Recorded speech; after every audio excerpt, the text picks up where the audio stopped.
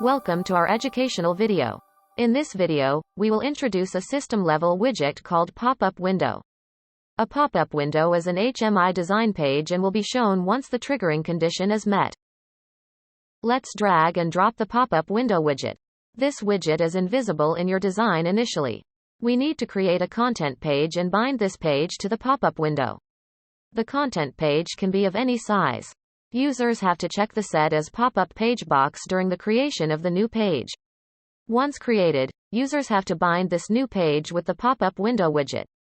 The pop-up window needs a trigger, so we must bind a register to serve this purpose.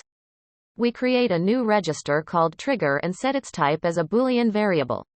Then we bind this register to the pop-up window. We then add a generic button widget and use this widget to change the trigger register's value.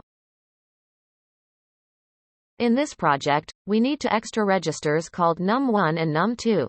We'd like to increase register num1 by 10 every time the pop-up window is triggered. Let's turn our attention to the page designated for the pop-up window. In this page, we'd like to add a scrolling label showing num1 value and add a circular meter to show the num1 value graphically. We then set the register num2's value to register num1 plus 1. On the original design page, we add a scrolling label to show the value of num2 register. In the simulator, every time the push button is pressed, the pop-up window shows up and the shown value is increased by 10.